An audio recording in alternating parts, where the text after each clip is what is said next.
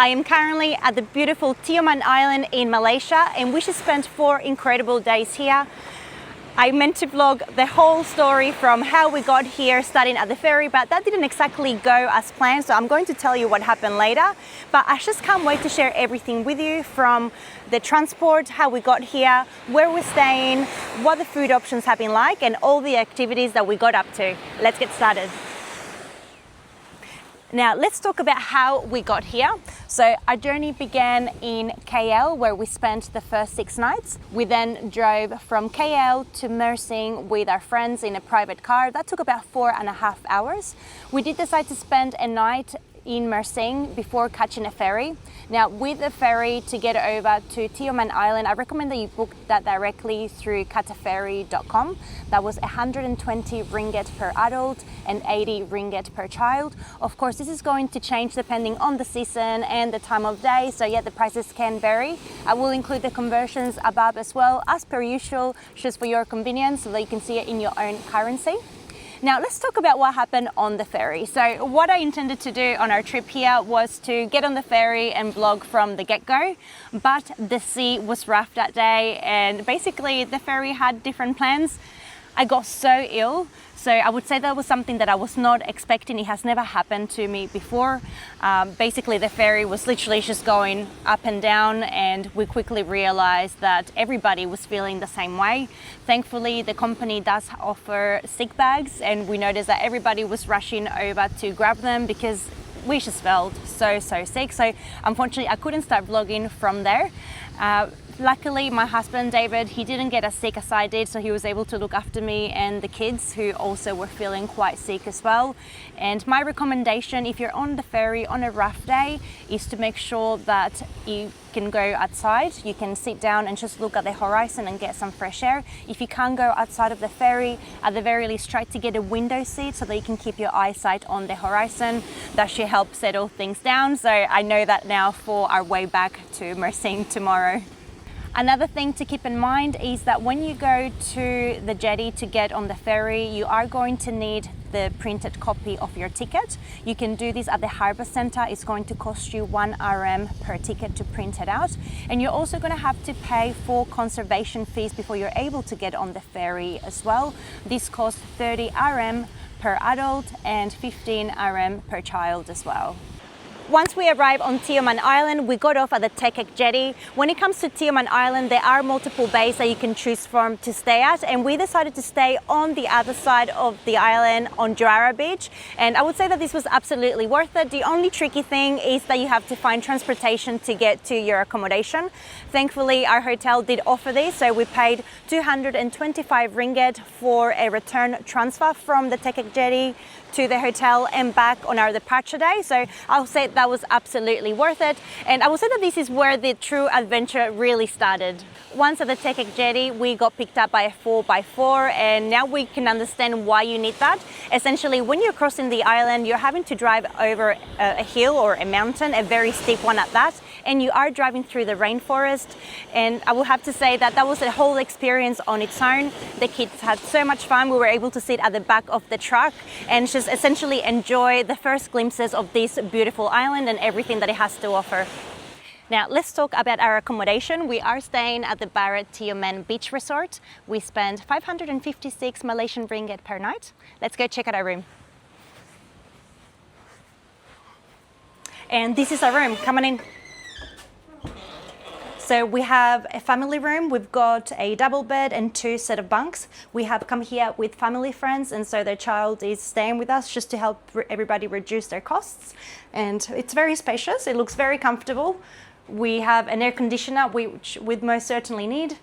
Over here, we also have a mini fridge. We've already stocked it up with beers that we bought at the local duty-free shop. They left us some waters, but here they have a water dispenser as well, so you don't have to constantly buy water, which is amazing. And I respect the fact that they actually put 6 bottles. Something that we struggle with when we go places is that they usually don't give you the number of things that you need for the people in the room, including towels, but here they got it all covered. Now we've got a kettle and a coffee station. I love all the storage, plenty of room for all our bags to go in, very well thought out, a safe, a TV. You can also borrow movies to watch in the room if you want to. And over here, we've got a little area where you can get ready, followed by a separate toilet, which again, I really appreciate because with multiple people, then you can utilize both rooms. And right this way, we have the shower room. And again, seeing that here in Malaysia, it's normal to have wet rooms, I appreciate that this is separate from the toilet because otherwise you find that everything gets wet all the time. So yeah, this is it.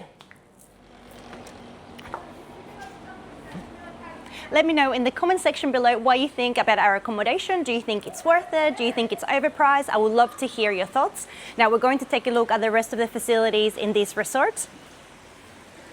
First of all, we have the swimming pool. This is really important to us. We find that sometimes you just don't want to be at the beach, you want to just chill by the pool, and it's a very good size. The only downside I would say is that it does close at 7 p.m. I do wish they open a little bit longer, but I love the fact that it's so close to our room, so it's so easy to get in and out. Now let's go check out the restaurant. So this beach resort has a full restaurant that's open from 7 a.m. until 9:30 p.m. We find that they have a fantastic menu full of Western dishes and Asian dishes, which for us has been really great. I will talk a little bit more about the food, the cost and availability around the island a little bit later on. The resort also has books and games and movies for rental. They have a whole activity center where you can book different activities like kayaking, snorkeling trips and more. Also, they have a beach bar that is open in the evenings, but I will show you the most important thing about why we're staying here.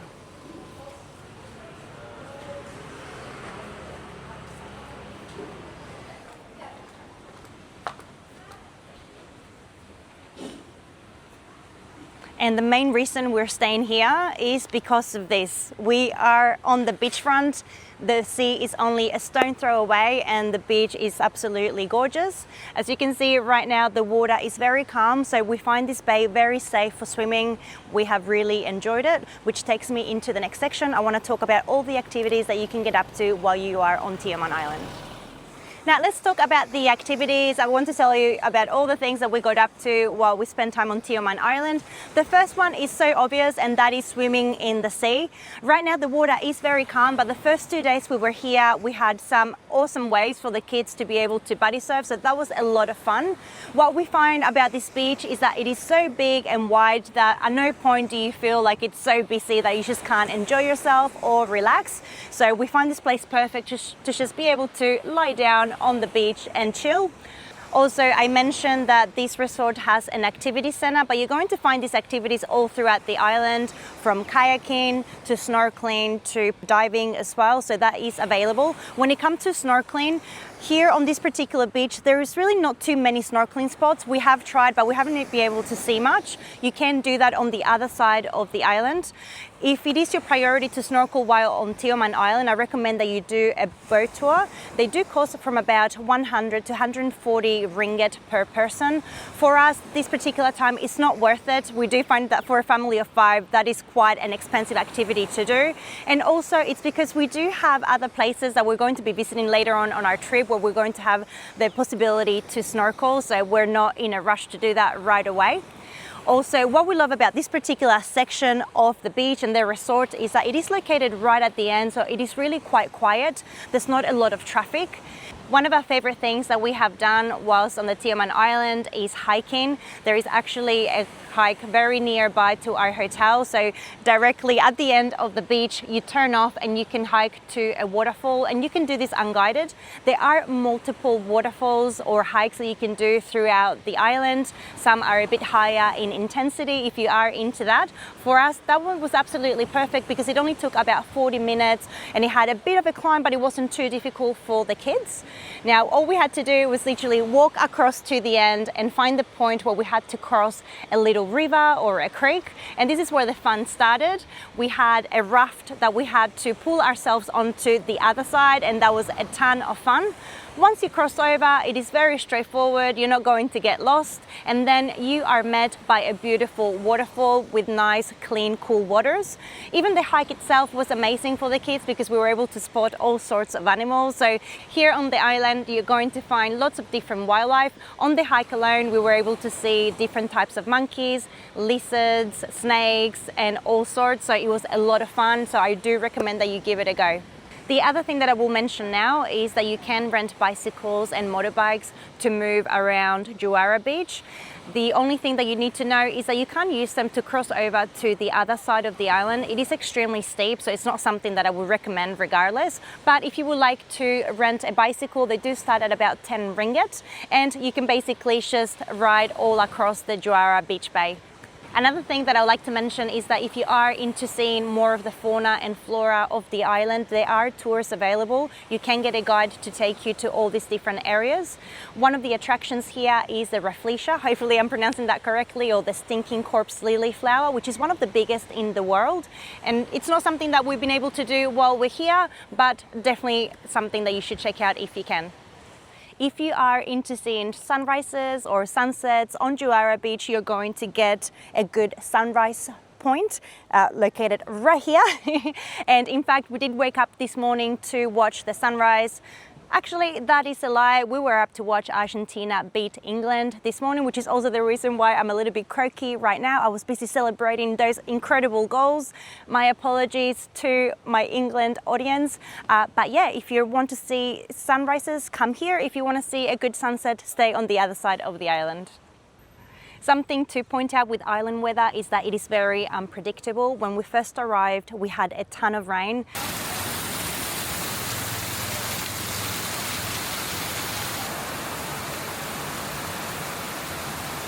In fact, it ended up being really fun, so I'm not complaining about that at all. But for example, yesterday we had a really sunny day with calm waters.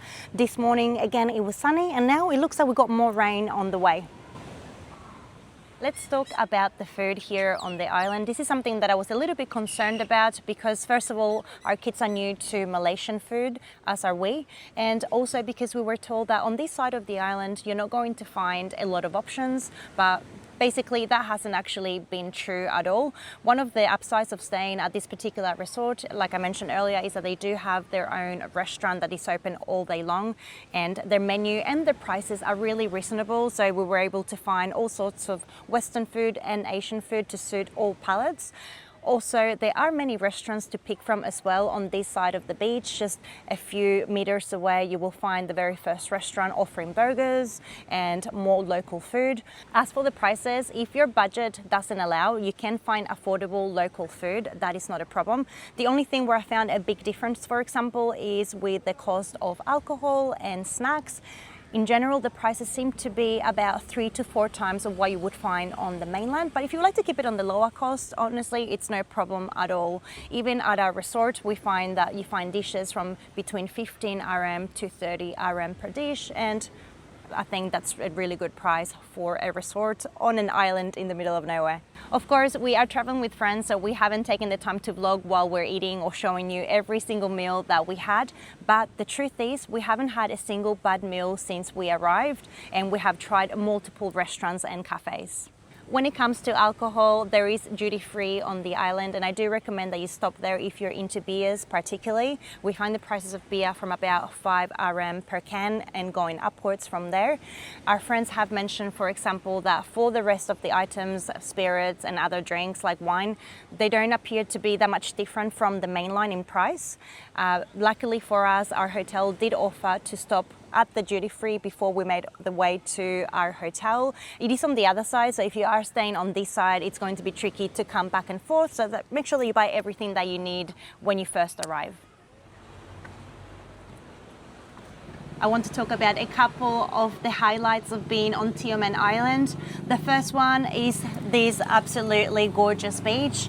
Just swimming in the ocean with a rainforest backdrop. It is absolutely incredible. Also, just being able to walk around and just enjoy how big this beach is. We've been able to walk from one end to the other, and it was absolutely worth it because we found right at the end there's this lagoon area connected to the ocean with clear blue calm waters. So it's been incredible. And the next thing has been the people. I know this is going to sound like a bit of a cliche, but it isn't, because we have been to places in the past, particularly beach locations, where you feel like you're forced to spend money, you have to look out for people trying to scam you or trying to force products or services on you. And that is definitely not the vibe here on Tioman Island. The people have been really lovely and warm. Even the locals, you know, they say hello as they walk past. The service at the restaurants and cafes has been really nice as well. And lastly, you're able to just relax without having anything pushed on you. So yeah, I just love how relaxed the island feels. So anyways, thank you so much for joining me. I hope that you have enjoyed a glimpse into our few days in Tioman Island. If you haven't yet, make sure that you subscribed, and I'll see you on the next one.